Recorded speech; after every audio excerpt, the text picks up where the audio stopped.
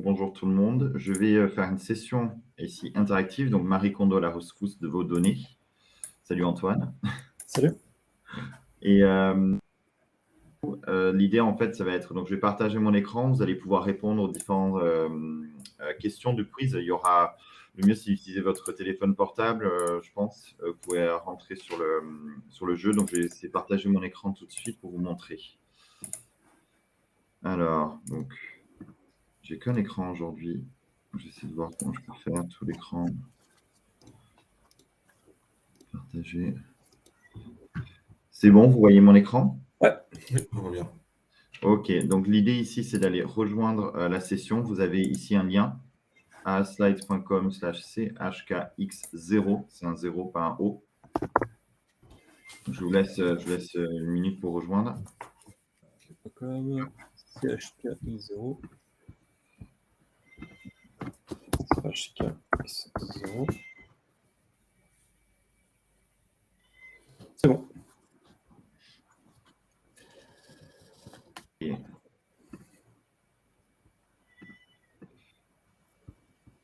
vous me dites si vous avez du mal à rejoindre. Je voulais vous donner le temps quand même de rejoindre. Il faudrait qu'on soit plusieurs. Interactif. Parfait. 3.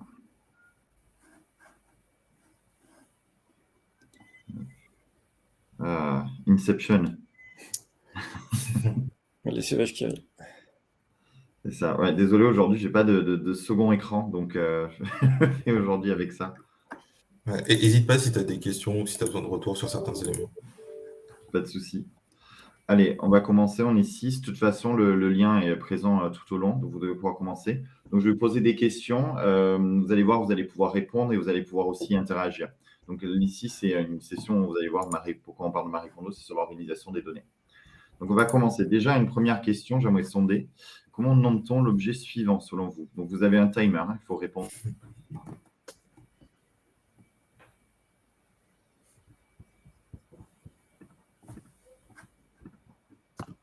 Ok, très bien. Donc, c'est la francophonie française aujourd'hui, je pense.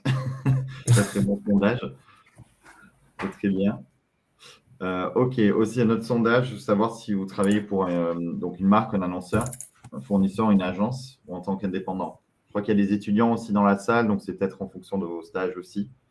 N'hésitez pas, je n'ai pas mis la case étudiant, je vous avoue, je n'y avais pas pensé.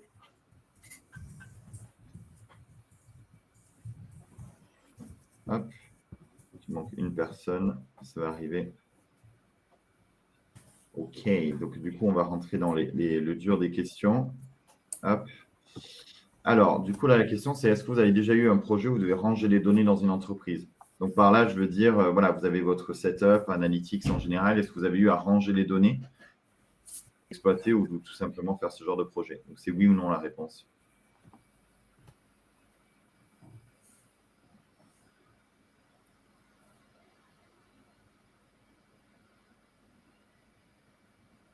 OK. Est-ce que les deux personnes qui ont répondu oui pourraient s'exprimer? Vous êtes dans quel cadre?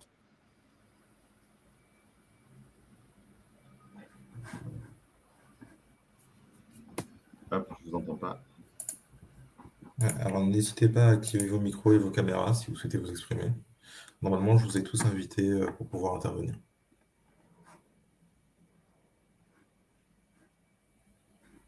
Il y a quelqu'un? Je Je me sentais avec le seul. ne sais pas si vous m'entendez. Oui. Ouais. Oui. En fait, j'aimerais participer à votre quiz, mais j'ai pas trouvé le lien. Ah, d'accord. Vous l'avez ici en haut. Vous pouvez cliquer ici, araslide.com/0. Pour rejoindre la session, vous l'avez là. Vous le voyez? Non, du tout. Je suis désolée. Alors, Ah, vous avez un téléphone portable sur vous? Ah, super. Canon. Ah, c'est dans le chat.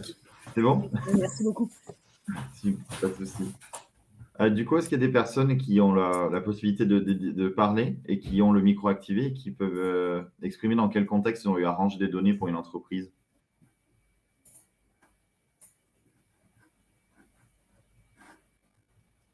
Alors, je ne sais pas si les micros sont activés. Bon, je peux compléter avec mes propres expériences, hein. Tant pis. Je pense qu'on va commencer comme ça. Voilà, on va faire ça. OK.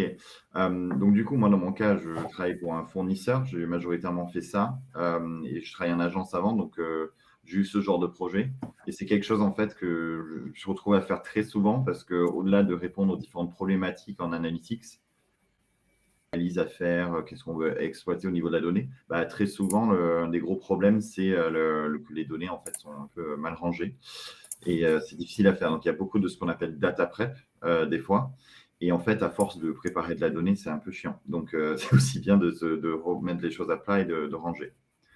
On va continuer. Du coup, pour ceux qui travaillent avec les données, vous n'êtes que 2, comment est-ce que ces données sont, rangées pour vous? Est-ce que vous considérez qu'ils sont, très bien rangés ou, mal rangés? Je vous laisse répondre pour celui qui vous paraît le plus pertinent.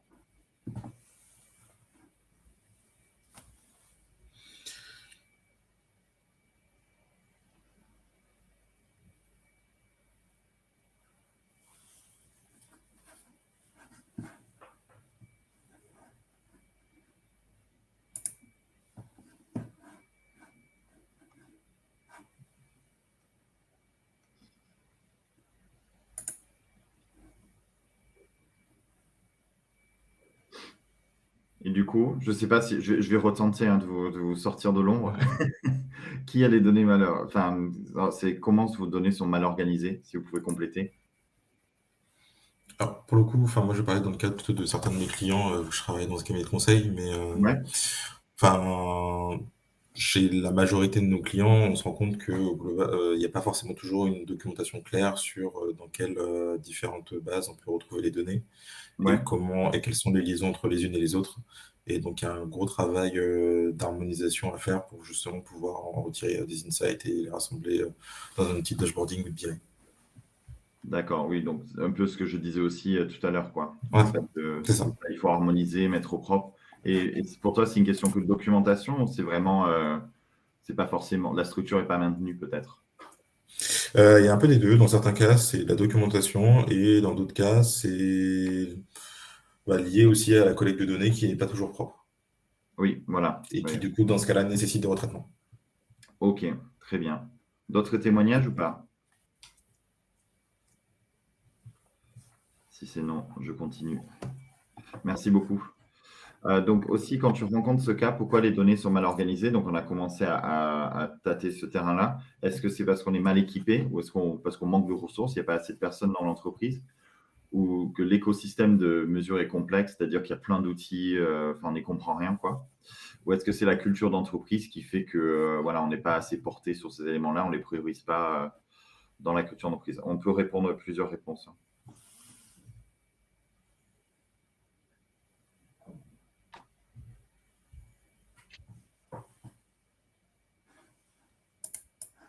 Il reste 7 secondes.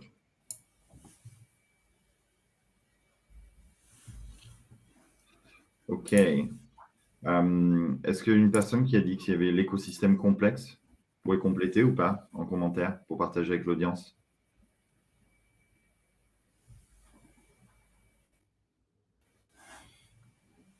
Ou autre commentaire, Quelqu'un. n'importe lequel. Bon, personnellement, moi, j'ai choisi culture d'entreprise parce que pour Ouais, le coup, ils ont souvent ils ont les ressources, des fois, ils ont les équipes, mais c'est plutôt un sujet d'acculturation interne et de prise de conscience de l'importance du sujet. d'accord. C'est-à-dire que voilà, quand on essaie de mobiliser des ressources, c'est pas prioritaire, c'est pas Oui, voilà, c'est ça. voilà, Ou potentiellement, ils vont regarder les données, mais d'un point de vue logistique, mais pas forcément digital. d'accord. Et du coup, est-ce qu'il y a des personnes qui exploitent, les données, sachant que enfin, voilà, quand on alerte qu'elles sont de mauvaise qualité, ils veulent les exploiter quand même, par exemple? Mm. Ils le font, mais le sujet, notamment au client auquel je pense, c'est qu'aujourd'hui, ils vont très peu regarder les données et sur une entreprise de plusieurs milliers de personnes, il y a potentiellement 10 personnes qui regardent quotidiennement les données, ce qui Ouais, reste assez faible. bien sûr. Oui, donc c'est ça, il y a pas assez d'analytics derrière les décisions, quoi. Ouais. Je suis carrément d'accord. Enfin, moi perso, j'ai même vu, voilà, en termes de culture d'entreprise, des problèmes de qualité, sont remontés et que, voilà, on va utiliser les données quand même, même si Mm. elles disent pas forcément la vérité. Ce qu'on Ouais. appelle politiser la donnée aussi, hein, ça peut être comme ça, surtout dans des très grosses structures où c'est un peu compliqué. On peut avoir ça aussi, ce que je trouve particulièrement dangereux. Mm. Très bien, on va continuer. Donc, en tant qu'analyste, les données mal organisées, est-ce que ça te saoule? Bon, on va dire que oui, mais en même temps, on n'a pas trop le choix. On est obligé de faire avec. Ouais, je pense qu'il n'y a que oui. On est d'accord. Et du coup, je pense que ça va amener sur la prochaine question, quoi qu'il arrive. Donc, pourquoi? Donc là, c'est ouvert. Vous pouvez taper sur votre écran. Vous avez une petite boîte pour l'écrire. Ou vous pouvez le dire à l'oral aussi, hein. Enfin voilà, hein, c'est comme vous voulez. Pourquoi c'est gonflant quand c'est mal rangé comme ça? Bah, je dirais que donc, déjà, il y a quand même un sujet de productivité Oui, et de temps de traitement des informations qui pourrait être beaucoup plus efficace. Et à côté de ça, il y a surtout un gros risque sur la prise de décision qui peut ne pas être bonne. exactement. Ouais, ouais. Et du coup, est-ce que ça pourrait te retomber dessus ou sur les analystes en général, si les données n'étaient pas forcément de qualité, ont amené vers une mauvaise décision? Ah, je dirais que oui, mais ensuite, il faut aussi toujours mettre des prérequis dans ces analyses. Il y a telle contrainte en amont, donc les données vont être biaisées pour telle raison. Ouais, elles sont toujours comprises ou pas? Si on fait l'accent dessus, oui. Après, ça dépend par quelles équipes. Mais selon les niveaux de maturité, c'est quand même plutôt bien appréhendé. Mhm. Par contre, le risque derrière, c'est d'avoir un problème de confiance pour les futures analyses. Ouais, ouais, exactement. Ouais, je vois ce que tu veux dire. C'est très compliqué de mettre des attentions partout, sachant que derrière, voilà, on essaye en même temps de vendre un peu son métier, quoi. Faut pas être trop, devenir trop relou. Ok, très bien. Je passe à la base. Donc, comment tu fais pour travailler avec des données mal organisées? Donc ça m'intéresse particulièrement. Bon, je ne sais pas si on a assez de personnes pour répondre tous au sondage, mais c'est est-ce que vous retraitez en externe avec BigQuery, par exemple? On entend souvent. Est-ce que vous utilisez tout dans le même outil? Est-ce que vous débrouillez un peu ou est-ce que voilà, ça dépend? Plutôt la dernière pour moi. Ouais, Ça dépend des situations. c'est-à-dire, voilà, il y a des moments où c'est bien organisé. C'est-à-dire que, par exemple, s'il y a un problème, par exemple, de collecte de données, bon, on peut du coup trouver une solution à partir, par exemple, d'un segment dans un outil analytics Ouais, pour prendre les différents cas qui correspondent à la situation qu'on souhaite analyser. Et il y a des cas où, si on travaille sur des dashboards ou des analyses plus avancées, ben, on fait potentiellement appel aussi à des profils plus techniques ouais. pour retraiter des données sur BigQuery ou ce type de choses. Et ça vous arrive souvent? Ça dépend du type d'analyse. Sur des analyses ponctuelles, non, mais sur des analyses ad hoc, oui. Ouais. Et est-ce que du coup, parce que, enfin, moi j'ai toujours considéré que voilà, ça peut être passionnant de faire des analyses ad hoc, mais en vrai, quand on fait tout le temps, je trouve ça relou. Ouais. Enfin, tu as l'impression d'être un peu un ninja de la data quand tu as commencé tu as fini par tout découper, tu as sorti ce rapport de ouf. Mais après, voilà, quand on en demandes 10 derrière, c'est moins marrant, je pense. Ah, clairement.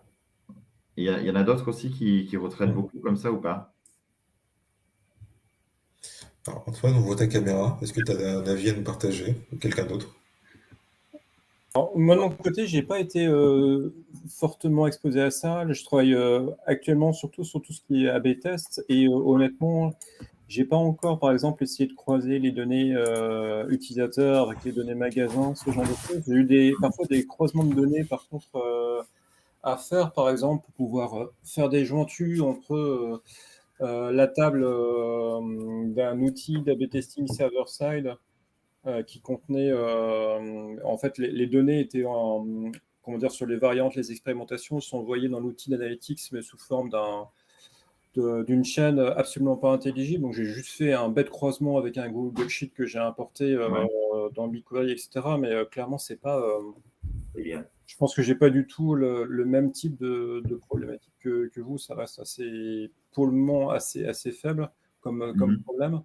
Derrière, par contre, les données BigQuery brutes qui sont dans GA, je les retravaille pour vraiment avoir des données par expérimentation qui sont simplifiées et qui nous permettent de suivre plus facilement dans les tableaux de bord et sans pour autant même en termes de gestion du coût et des performances, avoir vraiment que des données essentielles dans BigQuery qui sont préparées. Et encore une fois, pour moi, c'est hors cadre, en fait. C'est-à-dire hors cadre. C'est-à-dire que je ne suis pas du tout dans le même souci que vous, je pense, entre guillemets, dans la description. C'est un truc qui est un peu plus... Pour moi, ça fait partie de ça. C'est-à-dire que pour moi, c'est qu'on utilise un outil qui ne formate pas les données de la bonne manière, du moins, ou voilà, qui ne collecte pas tout parfaitement, ce genre de choses, et on retravaille les données pour qu'elles soient exploitables, quoi. Si tu l'utilises, c'est un peu ça, je pense. Je l'ai fait pour les réduire avec des vues minimales et que ce soit très rapide et moins coûteux dans Data Studio, mais je pense que c'est quand même pas la même chose que quand on est dans une entreprise où on avait par exemple X équipes qui travaillent chacun de leur côté avec des nomenclatures de données différentes, des terminologies différentes, des choses qui ne veulent pas la même chose, etc. Et je pense que c'est un autre problème encore. Bien sûr. Ok, mais merci beaucoup pour le feedback, c'est intéressant. Je vais continuer aussi. Donc, pour vous, c'est quoi la meilleure infrastructure pour l'analytics dans une entreprise? Vous voyez les images peut-être un peu mieux sur votre téléphone. Il y en a un, c'est un canal de traitement simplifié. Donc, c'est vraiment avoir tout le traitement de la data, de la collecte, du stockage à l'utilisation dans un tuyau, en fait, un canal. En avoir donc un avec retraitement. Donc, c'est l'exemple que tu viens de donner où, en fait, un outil traite les données. Et par contre, on les retraite un peu derrière pour pouvoir mieux les exploiter, les croiser peut-être avec d'autres outils. Et pareil, ensuite, il y a les canaux parallèles. Alors là, on a l'analytics d'un côté, le CRM de l'autre, il y a tout qui sort. Et ensuite, soit on traite tout séparément, soit on doit quand même faire pas mal de choses.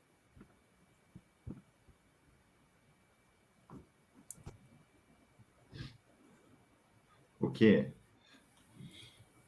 Donc, du coup, là, la question, c'est quoi la meilleure infrastructure analytique? Je pense qu'on va pouvoir lancer un débat. Moi, je considère qu'il n'y a qu'une bonne réponse. C'est celle-ci. Évidemment, à mettre en place dès que ça commence à devenir nécessaire, forcément. Mais pour moi, c'est essentiel et c'est de simplifier au maximum le traitement pour mieux automatiser. Quelqu'un a répondu canaux parallèles de préférence pour expliquer pourquoi ou pas? C'est moi qui l'ai mis. Honnêtement, je ne savais pas trop comment répondre. J'ai mis ça parce que de mon côté, pour mon besoin personnel, je vois mal comment, entre guillemets, en fait, j'ai un usage qui est vraiment très précis. Je retravaille les données d'une façon vraiment très précise. Je fais des croisements très précis. Et une base commune avec des gens qui utiliseraient la partie CRM, etc. Je pense qu'au final, je serais plus pénalisé, entre guillemets, que si je faisais ma propre tambouille, entre guillemets. Mais je suis dans un cadre vraiment très particulier, je pense. Ouais. Après, il y a une notion d'aller stocker des données CRM qui sont à granularité utilisateur contre des analytics qui sont à granularité événement. Ça n'a pas forcément de sens en soi. Par contre, avoir des informations CRM qui viennent du côté analytics pour enrichir ces événements, ça a du sens. Ok, très bien. Je vais continuer. Donc, comment on doit organiser les données analytics? Donc là, pardon, j'utilise des termes techniques, mais pour comprendre, c'est soit les normaliser. Donc, c'est avoir plein de tables en fait en fonction des différents types de données et de structures. Les dénormaliser, c'est tout mettre dans le même. J'en sais rien, je balance tout, on verra après. Et je comprends rien à cette question. Vous avez aussi cette option. Qu'est-ce qu'il raconte ce type? En attendant que chacun réponde, je rappelle juste que du coup, il reste 5 minutes avant la fin de la session. Yes, ça marche. Merci beaucoup.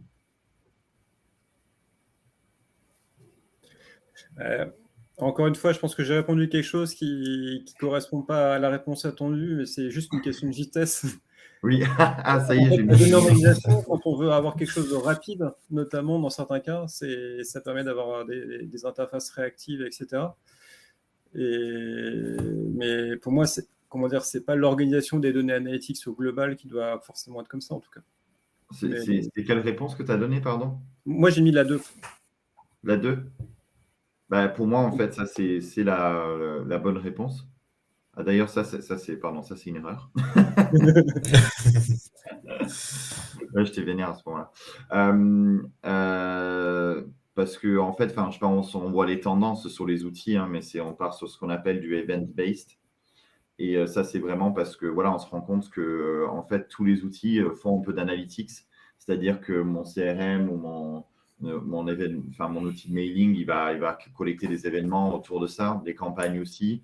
Je vais avoir des outils de CRM qui vont mesurer quand quelqu'un a fait un achat. Et en fait, tous ces événements en fait remontent. Et du coup, c'est assez agaçant de l'avoir dans des outils à part. Et du coup, comme on disait ici, si tout est structuré et normalisé différemment, du coup, on a du mal à vraiment faire les jointures. Donc, c'est-à-dire que c'est possible en général, mais des fois, ça peut être très compliqué et ça demande beaucoup d'efforts. Et c'est là où on rentre dans ce retraitement qui est long et coûteux. Et en fait, pour moi, si on réfléchit en amont, on a un outil qui permet vraiment de tout structurer comme ça, c'est quand même beaucoup plus simple. Et je pense qu'à la fin, voilà, toutes ces analyses ad hoc sortent beaucoup plus vite quoi, que si on avait besoin de faire des retraitements. En fait, peut-être que les analyses ad hoc, voilà, si on utilise vraiment des outils ou un système optimisé, c'est plus des analyses ad hoc, quoi. En gros. Je ne sais pas si vous retrouvez là-dedans ou vous pensez que je dis de la merde. Ah non, si, moi je suis d'accord. Très bien. Allez, je continue. Donc, pourquoi on s'emmerde aussi à organiser les choses? Et ça, c'est important de savoir. Parce que du coup, bon, je ne sais pas comment c'est organisé chez vous, hein, je ne veux pas forcément savoir, mais voilà, façon d'être organisé. Et je pense qu'autour des données, voilà, est-ce qu'il y a des raisons vraiment pour l'organiser, quoi.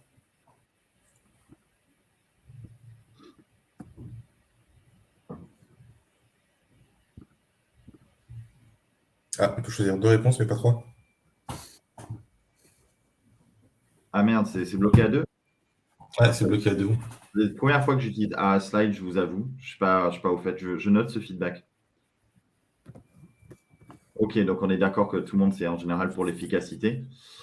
Je pense qu'en vrai, toutes les réponses sont bonnes. En vrai, les maniaques, ils sont contents, hein. Mais bon, maniaque, des fois, c'est organisé pour les mauvaises raisons. Mais effectivement, l'idée, c'est d'être plus efficace, quoi. Enfin, pour moi, par l'expérience, c'est vraiment si les données sont beaucoup mieux organisées. Voilà, tout est en place. Après, il y a un coût à l'organisation. Je pense que vous en avez parlé tout à l'heure en disant j'ai peut-être pas forcément très bien. Et effectivement, voilà, si on met en place énormément d'outils pour s'organiser, ça peut être plus coûteux qu'autre chose. Donc, je pense que c'est toujours ce ROI qu'il faut chercher, l'investissement temps et puis résultat, quoi. Et en soi, c'est aussi pour avoir l'esprit plus tranquille. Quand faut sortir toutes ces informations, enfin, je veux dire, je pense que pour ceux qui ont travaillé le métier d'analyste, des fois, on a quand même des deadlines assez courts pour sortir des informations. Il peut y avoir une pression soudaine, etc. Et c'est vrai que voilà, si on est préparé à toute éventualité, c'est quand même beaucoup plus tranquille pour le travail. Tout de même. Ouais. Voilà. Donc, je ne sais pas si vous partagez ça. On a 1 minute, j'ai vu. Oui, tout à Je suis fait. sur le timing. Donc, conclusion de cette session. Donc, Marie Kondo, je pense qu'elle a raison. Genre, l'organisation, c'est quand même bien. Je pense que voilà, des fois, quand on la voit, c'est un peu comme quand on voit voilà, les personnes qui disent qu'ils ont à bouffer le fil tout le temps, etc. Des fois, on n'a pas ce qu'il faut faire. Mais effectivement, voilà, à la longue, enfin, moi, l'expérience, c'est vraiment après 10 ans dans le métier que bosser avec des données qui sont mal organisées, c'est ultra frustrant. Et en plus, c'est difficile à réparer. Donc, c'est quand même quelque chose qu'il faut anticiper. Donc, il faut simplifier au maximum le canal de traitement, hein, comme je disais. C'est-à-dire, voilà, plus c'est simple, en fait, plus en fait, c'est facile à maintenir. C'est tout simple. Et du coup, c'est voilà, utiliser le moins d'outils possible. Bon, pour cela, il faut trouver des outils qui couvrent le tout, mais voilà, j'accélère. Une base event-based, comme j'expliquais, donc je pense. Et du coup aussi, il faut avoir des bons outils, comme je disais, pour que ça marche. Donc, allez-y si vous voulez avoir un mot pour décrire cette session. Donc, je me suis mis à risque en mettant ça. Je crois que j'ai un filtre juste pour les gros mots quand même sur l'outil, c'est quand même pas mal. Donc, si vous voulez m'insulter, ça va pas être possible. Mais voilà, si vous voulez faire un retour, ça m'intéresse pour voir si je refais ce genre de type de session ou pas.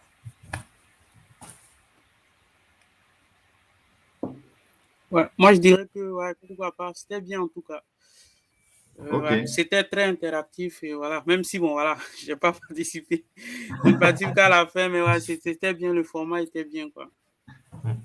Ok, super. Merci Declan. On va devoir switcher parce que c'est la fin de la session. Et du coup, je rappelle juste que si certains souhaitent en animer, le formulaire est disponible et le tableau de session. N'hésitez pas à le consulter, à recharger plusieurs fois pour s'assurer que vous avez bien la dernière version. Ça marche. Bon, mais merci. À plus tard. Salut.